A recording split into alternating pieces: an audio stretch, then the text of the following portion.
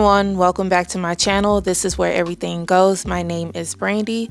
Long time since we've sat here in my room. I think the last video I posted that was long form was from September, and now we are here in December, and my gosh, 2025, am I right?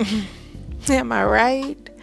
Anyways, I don't want to really dig too deep into it, but today I am starting my countdown. I'm going to make this video very brief because as soon as I'm done talking to y'all, I will be uploading this on the same day.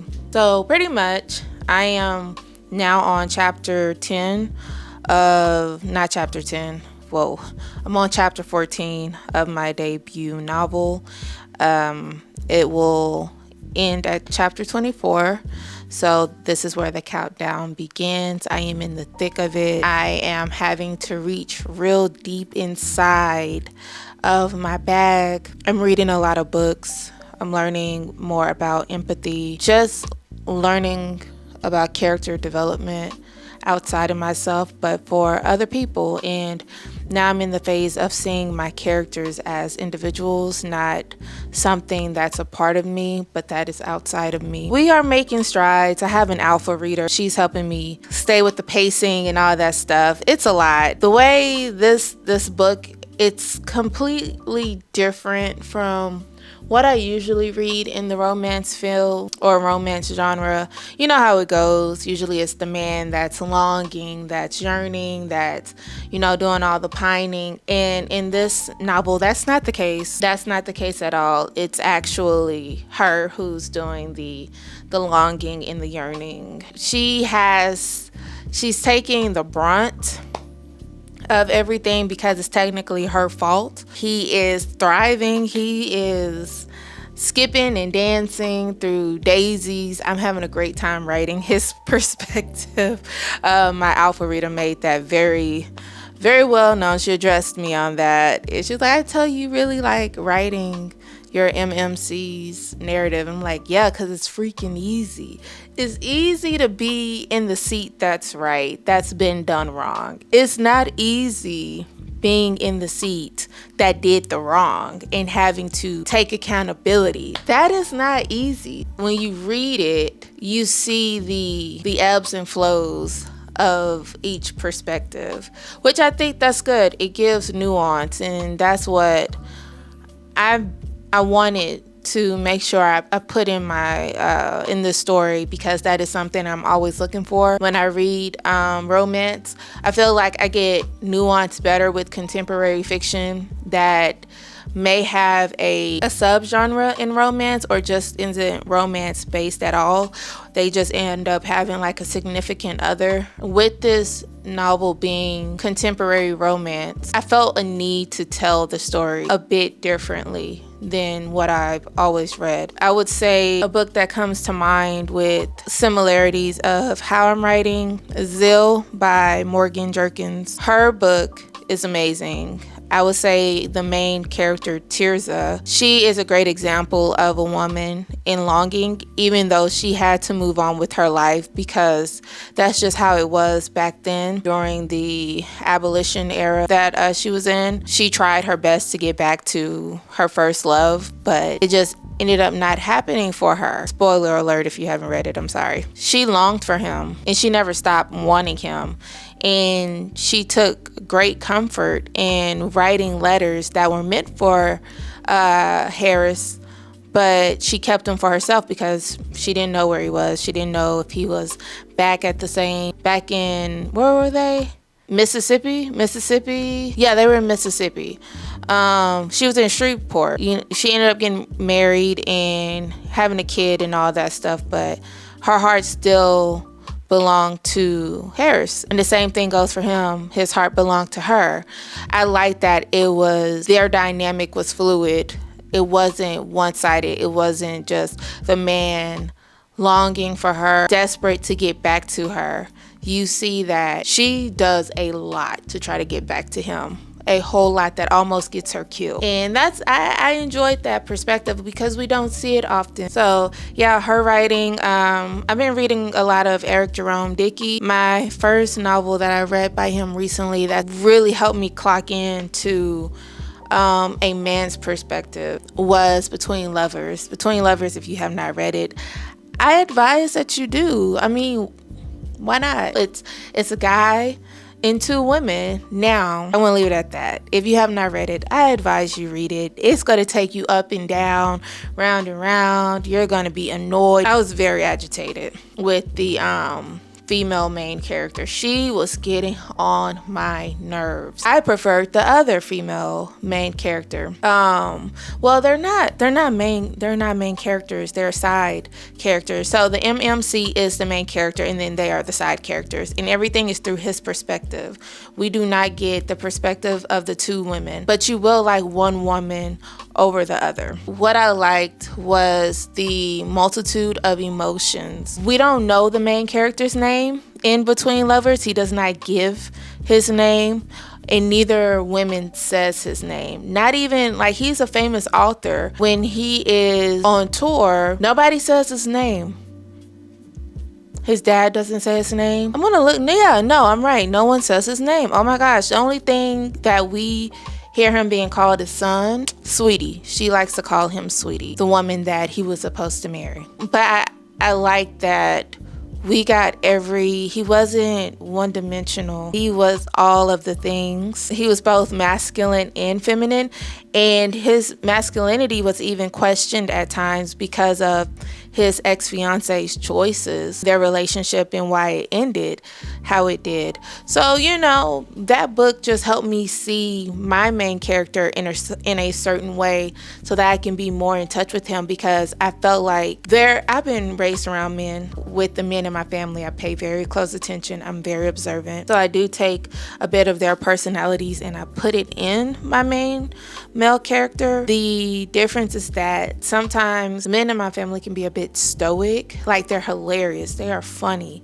but they are very stoic beings, and I felt him being a little chiseled in that way where he's stoic, and I'm like, no, he's not. He can't just be stoic. He gotta be funny. He gotta have big feelings.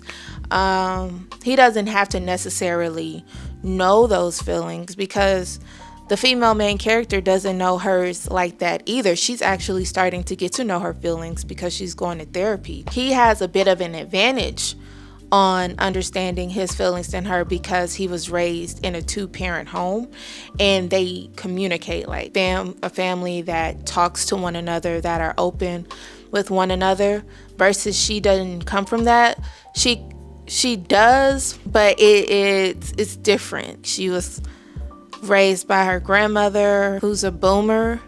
And yes, like, her grandmother understands the way her life is and all that stuff, but it's just a certain mentality. If you've been raised by a grandmother who's a boomer, like me, my mama raised me, but my granny definitely helped rear me. Two different personalities. My mom is a Gen X. She communicates. And even when, like, I internalize a lot. If I didn't feel like, you know, talking about it, she'd be like, okay, we won't talk about it now, but I'm going to get back to it in a little bit. And then she would come back to it and we would finally talk about it. But with my granny, that wasn't the case. It was like, oh, you don't want to talk about it? Okay. We end up talking about something else and I end up forgetting. It's just two different mind frames. It's nothing bad, but it's just how it is. This marks the start of day 10, the countdown. We're on chapter 14. This is my female main character's chapter. She is going through it. I am going through it with her because, girl, what are we doing? What is going on here? I'm scared, but we're gonna try, because one thing I don't like being is wrong. And she's like wrong. She's dead wrong. She's having to hold herself accountable. Thankfully, she has people in her corner that's helping her hold the accountability, but it comes to a point. Like, can we move on? Is there a way that we can move on? Sister doesn't even want to try dating. She don't even want to try to, like, get up under one to, you know, get over the other. This is all her fault. I can't wait for y'all to read it, because y'all are gonna be like, yeah, this is all her fault. She sucks. And good for him. And I'm like, good for you. You know what I'm saying? I'm rooting for my male main character, because brother, you waited and you waited. If she played in your face, it comes to a point. Everybody has a breaking point.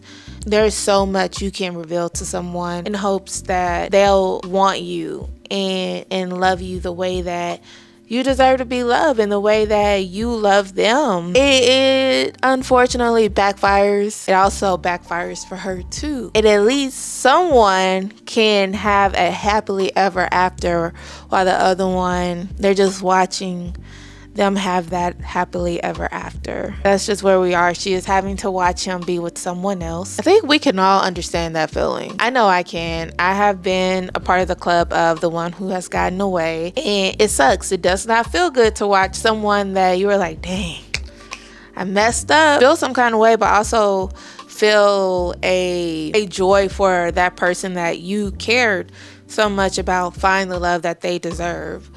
So that's what she's going to go through. You'll see, like, in the descriptions and the details. This is me pretty much having to put the feelings in descriptions and details over the dialogue. I really want to focus on feelings. I don't want my debut novel being me holding your hand.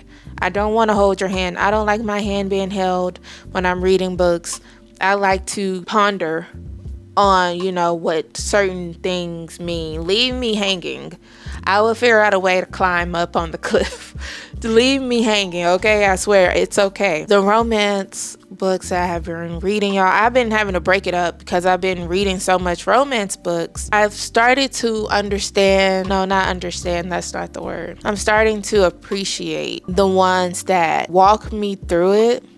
We're not touching. They leave me behind and they go way ahead of me, versus the ones that are like, here, take my hand, and this is what we did, and this is how I felt, and then I'm going to have this conversation, and you're going to know everything that's going on in my head because of all the questions that they're asking. And I don't like that at all, because when I read thrillers, when I read sci-fi, fantasy, contemporary fiction that doesn't have a subplot of romance, they're not holding my hand. Actually, they are sprinting away from me, leaving me in my spot. It is like, have fun figuring it out, sweetie. You don't know what that means? Neither do I. So yeah, that's just how that goes. Like, I just finished reading I Who Have Never Known Men. This book, amazing. Now, this is a classic. This book was written a long time ago. I am honestly thinking this was around Holocaust, just from the description she gave in the book. I think it was around the Holocaust, but I loved it. It was short. It was a short read. You can finish it within one day. It took me some time to finish it because I was highlighting in it and just annotating different sentence structures that I like. But yes, I Who Have Never Known Men, amazing book. Just finished it. I loved it. I love the idea of autonomy of an individual. The character development was amazing. Read it if you haven't. It is worth it, in my opinion. There's one more book. I don't know when I'm going to finish this book because I'm studying the sentence structure. It's my first John Steinbeck book, but it's the East of Eden. Hopefully you can see it. And yeah, I just started it. I heard that there's a new remake of this movie coming out on Netflix. I didn't know that there was already a version of it that came out in the 50s, but yeah, I started it. I'm towards the end of chapter 2. I like the sentence structure of how that's written as well. That's where we are. We are on chapter 14. I keep saying that because this is crazy. This is my second time. This is my first time writing this book, but this is my second book in general. Like, my very first book that I started last year in the summer, I got to chapter 27. I had to chunk that entire book. Long story short, I grew impatient. I felt like the story was flat. Comparison is a thief of joy. and I allowed ChatGPT to edit each chapter. I ignored my guilty conscience. I honestly believe it was the Holy Spirit who was telling me to stop. And when I did stop, it was too late because I had submitted my entire book into ChatGPT to edit each chapter. I just discarded the entire thing. I just got rid of it. I got rid of ChatGPT. I do not suggest using ChatGPT or any AI editing software. Please hire a professional editor, or do like I'm doing with this one and get an alpha reader, get beta readers, become a part of a writer's club. Yeah, I scrapped the whole thing. I repented, asked for forgiveness. I started all over. Simple as that. I started writing this book and started rewriting in August. It's December. That's crazy. I just ended up learning throughout this process, and it doesn't have to take as long as it did. I think just from me understanding that I had a skill gap and being willing to learn and read, actually not just read fiction books, but read craft books, that helped me a lot in truly understanding the study of literacy. Anyways, this was great, and I thank you. If you watch this, yay. If you don't, you'll come across this video when you need it. I believe it. I think so many author YouTube channels are underappreciated and undervalued. And I'm going to tell you now, the ones that ain't got a lot of views are the ones you need to watch because they drop gems, okay? They have wisdom. These are the ones that have written over 11 books, okay? Those are the ones you want to watch. Watch those videos. Glean from those videos, okay? I'm telling you what I know. I seek after small channels now. Great. I feel like the quality was good. Tell me how you feel about the quality. I got a 50mm lens on my Sony ZV-10. Y'all, I got a whole new thingy-mabob. I just got the SmallRig. Hold on. You see it? I just got that today. This video had to be filmed today because that's so cool. And of course, I got my umbrella light right here just beaming down on me. It has the foil, the silver foil that it's bouncing off of. I am a photographer, so I just want to tell you my setup because I'm really proud of myself. I feel like I'm starting to understand lighting for videos compared to lighting for photography. Two different realms, okay? But we are learning here. Yeah. Anyways, this was fun. I love you guys, and I will see y'all next time. Bye.